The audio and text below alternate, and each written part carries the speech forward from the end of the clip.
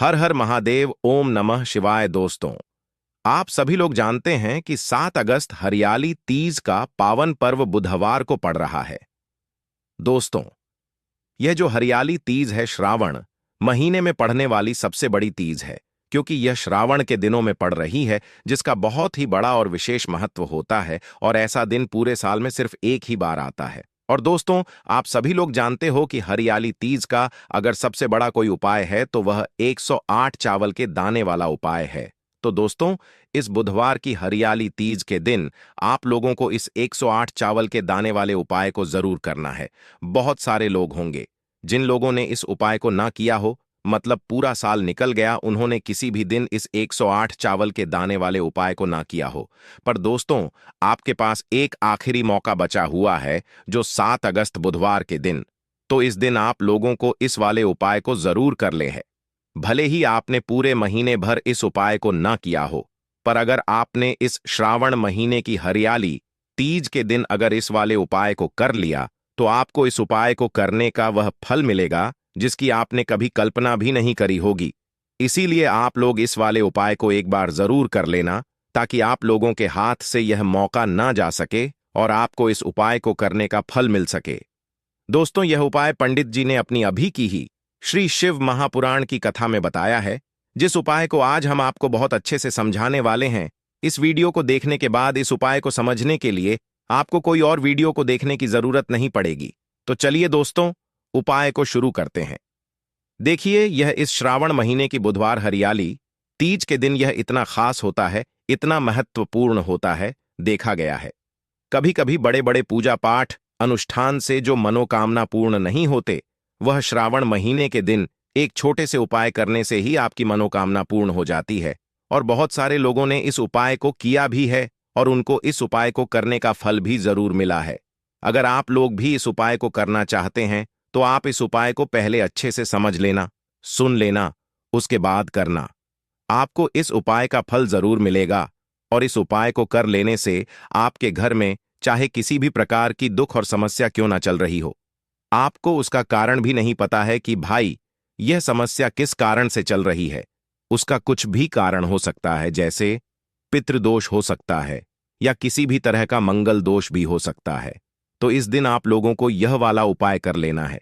यह एक ऐसा उपाय है जिस उपाय को अगर किसी विशेष दिन पर किया जाए तो भाई उस विशेष दिन का जो है वह तो हमें मिलता ही मिलता है, पर हमने उस दिन पर इस उपाय को किया है तो हमें उससे भी बड़ा फल मिलता है, और फल बहुत जल्दी मिलता है, क्योंकि आप इस उपाय को बहुत ही बड़े और विशेष दिन पर कर रहे हो। तो चलिए अब उपाय के बारे में बात करते हैं।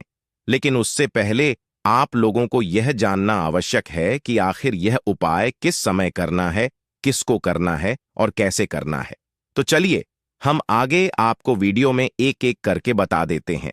लेकिन उससे पहले अगर आप लोग हमारे चैनल पर पहली बार आए हैं या फिर मेरी आवाज पहली बार सुन रहे हैं, तो हमारे चैनल को सब्सक्राइब जरूर कर लेना और इस वीडियो को लाइक करके कमेंट बॉक्स में श्री शिवाय नमस्तुभ्यम, ओम नम शिवाय जरूर टाइप कर देना। तो दोस्तों, इस 108 चावल के दाने वाले उपाय को हमें इस हरियाली तीज के दिन कैसे करना है, किसको करना है, किस समय करना है और कहां पर करना है, ये सारे सवालों के जवाब आपको इस वीडियो में मिल जाएंगे।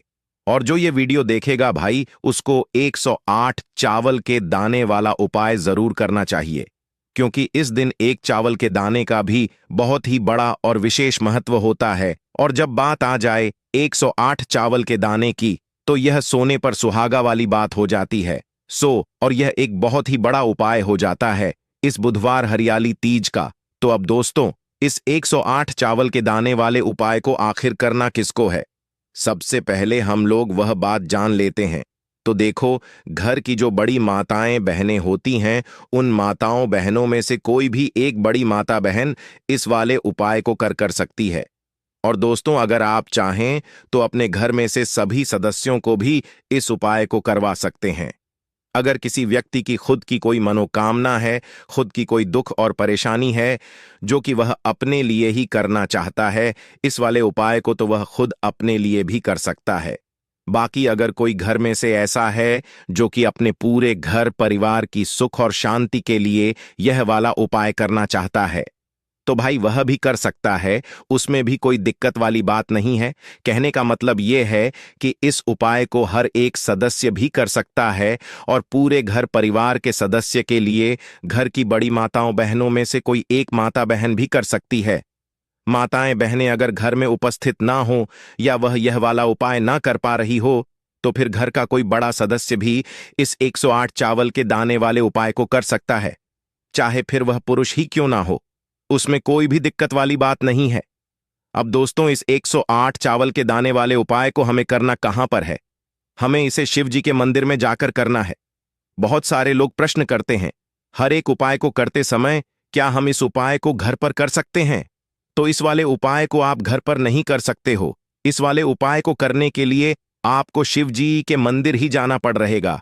उसके बाद में दोस्तों, जो अगला प्रश्न निकल कर आता है वह यह आता है इस उपाय को लेकर कि आखिर इस उपाय को हमें किस समय करना है, सुबह के समय करना है कि शाम के समय करना है? तो देखो, इस वाले उपाय को आप लोग सुबह के समय भी कर सकते हो और शाम के समय प्रदोष काल में भी कर सकते हो।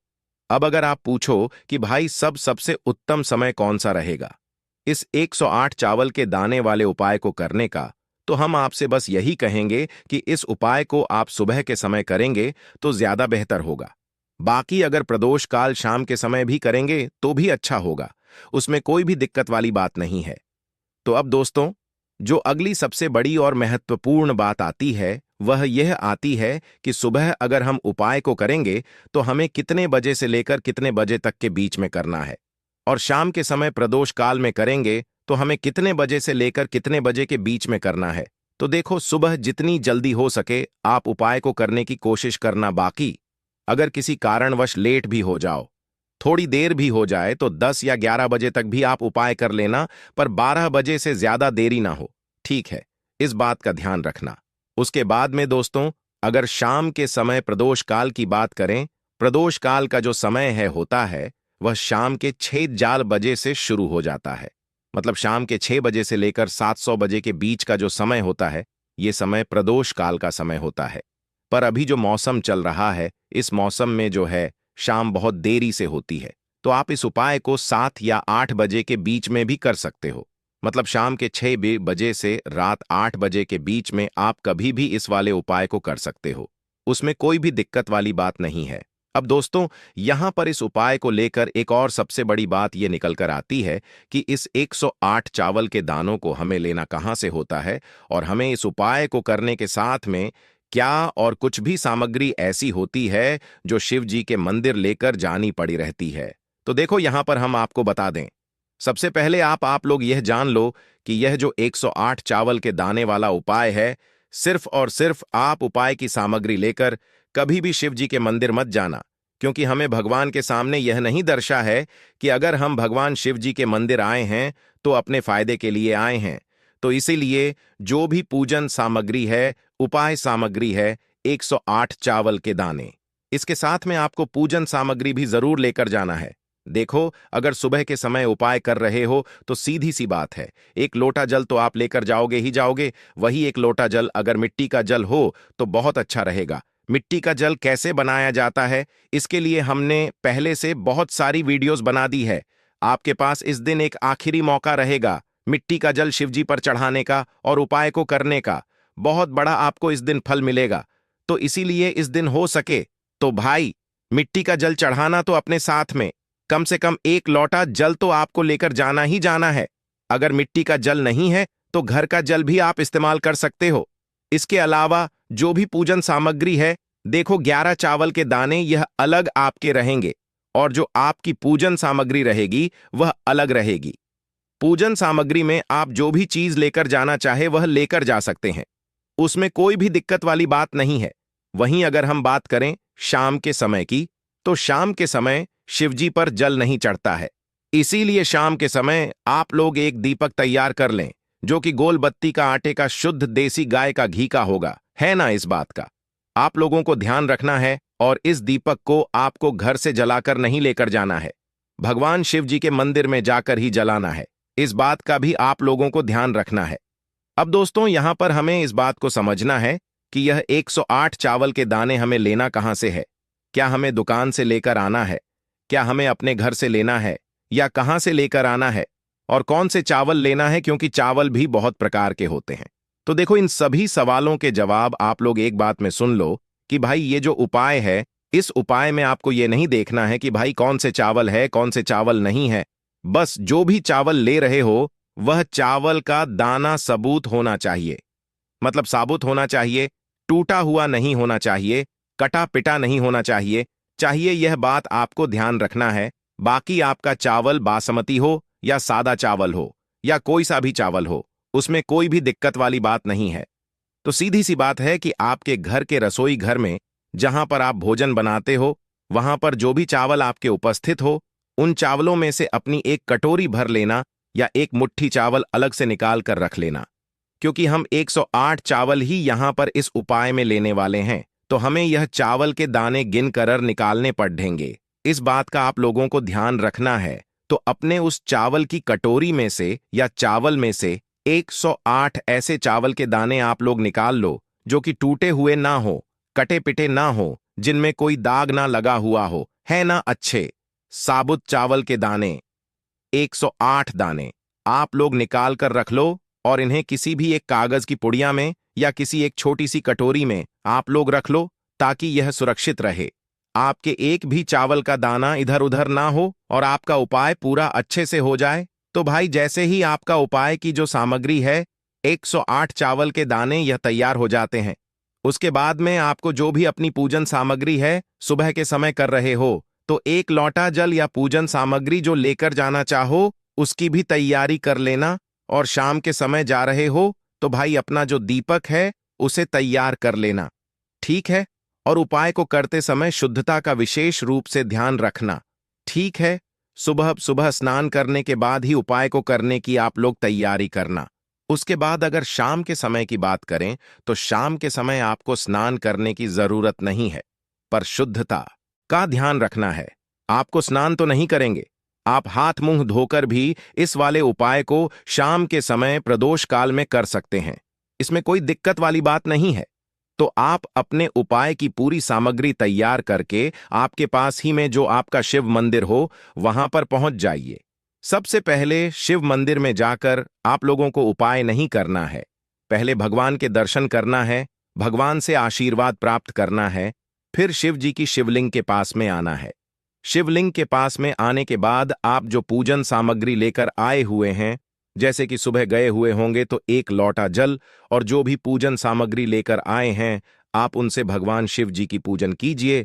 सबसे पहले तो एक लोटा जल ही चढ़ेगा, उसके बाद में आपकी पूजन सामग्री चढ़ेगी। उसके बाद में अगर दोस्तों शाम के समय अगर आप इस उपाय को कर रहे हो तो अपने साथ में कम से कम एक जो दीपक है गोल बाती का, जो आप अपने साथ में लेकर गए हो, उस दीपक को मंदिर में जाकर अपनी माचिस से जलाना है और उस दीपक को शिवलिंग के पास में रखना है, ठीक है। इस दीपक को रखने के बाद ही आप लोगों को अपना ये वाला उपाय शुरू करना है। और दीपक को ज्यादा पास में मत रखना, वैसे भी गर्मी पड़ रही है, भगवान शिव जी को आंच नहीं लगनी चाहिए, है ना। तो भाई जैसे ही आपकी पूजा अर्चना हो जाती है, आप भगवान शिव जी को प्रसन्न कर लेते हैं। उसके बाद में शिवलिंग के पास ही में आप कहीं पर बैठ जाइए, सामने या आसपास जिस